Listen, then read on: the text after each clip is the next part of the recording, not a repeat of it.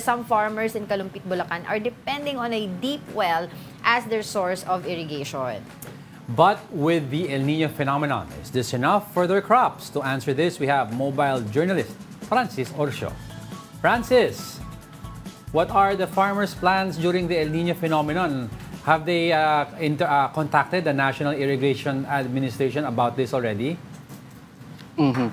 Angela, when we talked and discussed this with farmers here in Kalumpit, Bulacan, may mga nakausap nga tayo na lumalapit na sila sa National Irrigation Administration para nga humingi ng request na bigyan sila ng alternatibong paraan ng patubig kasi sa ngayon umaasa sila dito sa deep well at the same time doon sa mga makinarya na ginagamit nila para yung tubig mula sa Angat River ay dumaloy doon sa kanilang mga pananim kasi daan-daang ektarya yung apektado talaga ngayon ng El Nino and wala talaga silang pinagkukunan ng patubig dito sa Kalumpit, Bulacan.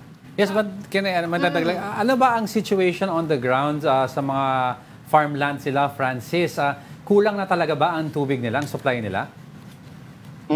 Yes, Angelo. Actually, kung makikita nyo dito sa aking likuran, nandito ako sa isang barangay sa Santo Niño, dito sa Kalumpit, Bulacan. At kung makikita nyo nga dito yung lupa, kulay brown na or tuyo na talaga.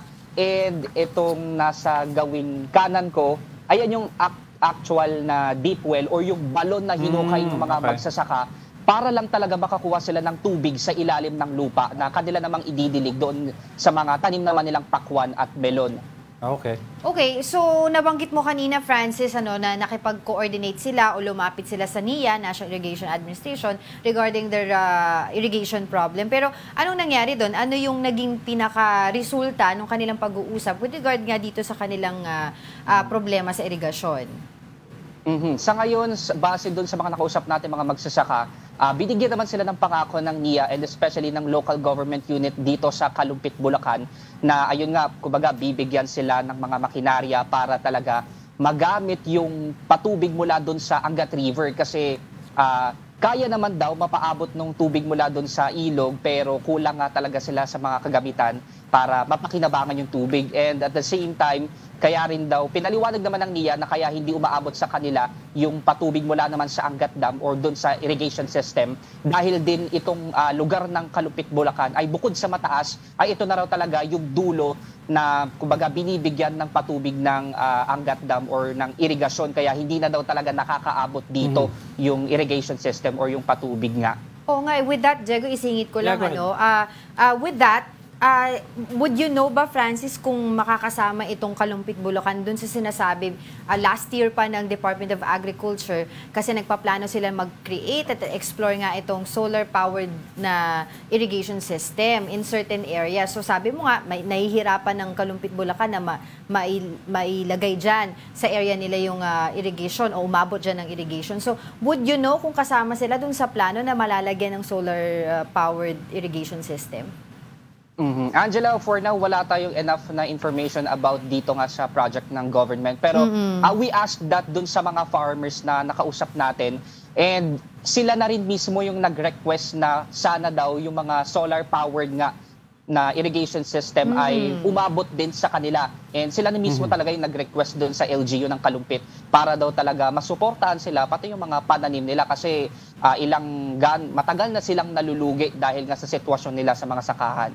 Francis, butak na yung lupa. Yeah, nakikita ko nga. Pero I remember, Francis, parang last year, pinag-uusapan nila PBBM about the use of yung hybrid na palay as an option. Is this being considered now? Ano pa yung mga ibang options na ng mga farmers? And magtatanim ba sila during the peak of El Nino?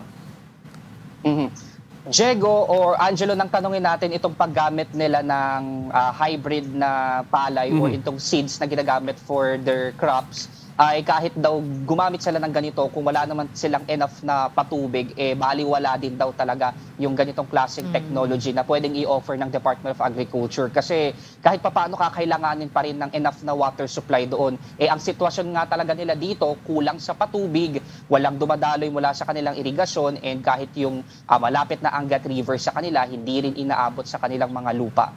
Francis, yung mga taga, of course, Metro Manila, yung mga taga city, hindi namin alam masyado kung ano yung extent ng how hard it is for the farmers right now. Could you walk us through yung mga nakikita mo dyan? At least man lang ma-share natin sa mga viewers natin yung pinagdadaanan ng mga farmers. Ano yung itsura ng farmland nila? Sige, ilalapit ko kayo, Diego, dito sa may mismong balon na hinukay nila para pagkuhaan ng tubig. So ganito kahirap yung dinadanas ng mga magsasaka. Ito yung itsura ng balon. Kung not sure kung nakikita ninyo. Pero ayan yung itsura ng balon, yan yung hinukay nila. Hindi lang yan isa or dalawa, napakarami yan kung titignan natin dito sa paligid ng Barangay Santo Niño sa may dito sa Kalumpit, Bulacan. So, tansya natin, nung tinanong natin yung mga magsasaka, more than 100 yung ganitong klaseng balon na hinukay nila para lang talaga may enough na water supply na maibibigay doon sa mga tanim nilang pakwan at melon. And share ko lang din na itong mga pakwan at melon, ito yung alternative na crops na kanilang tinanim dahil nga mas tipid daw sa tubig itong mga tanim na ito kung ikukumpara sa palay, kasi ang palay ang required talaga dyan na patubig ay marami na kailangan kukuhain kung hindi sa irrigation system ay doon nga sa Angat River. So ito sa ngayon, kinakaya pa naman daw yung mga tubig na nakukuha nila dito sa deep well or doon sa balon na kanilang itinanim. Gusto ko lang matanong, Francis, no? Because alam ko before they were saying as much as possible, ayaw nila galawin yung mga deep well, especially in NCR or Luzon, because tinitipid natin to for the future. Pero itong paghukay nila ng balon, sabi mo 100 deep wells at least, na-coordinate ba to with the proper agencies or the LGU? So far, hindi natin natanong sa mga farmers na nakausap natin, pero actually, bago pa lang itong mga hukay na nila ito. Kanina, nung kinausap natin yung farmers na nakapanayam natin, nasa isang buwan pa lang daw yung tagal nitong mga deep wells na ito. Actually, bago pa lang. Sana meron tayong makausap din na farmer ngayon na katabi ni Francis. Wala ka makita dyan, Francis?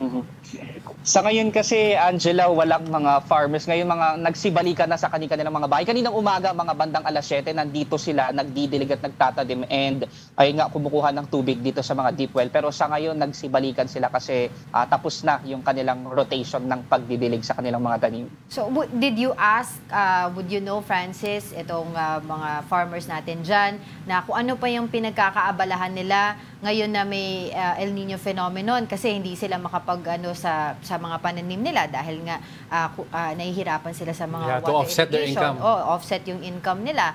Meron ba silang ibang pinagkakakitaan? When we look at the demography dito sa Santo Niño and sa iba pang kalapit barangay, mga magsasaka talaga yung mga naninirahan dito and wala talaga silang ibang pinagkakaabalahan or pinagkakakitaan kundi yung pagtatanim dito ng mga palay and yun nga yung mga alternative crops na pakwan at melon na para daw papakinabangan pa kahit papano yung mga lupa na natutuyo.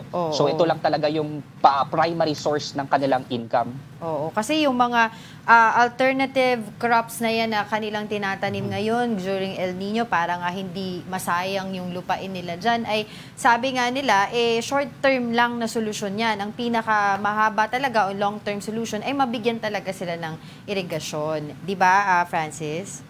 Yes, Angela. At yun talaga yung pinaka-hinihiling nila sa gobyerno. Alright, sige. Patuloy kami makikipag-update sa'yo, Mobile Francis.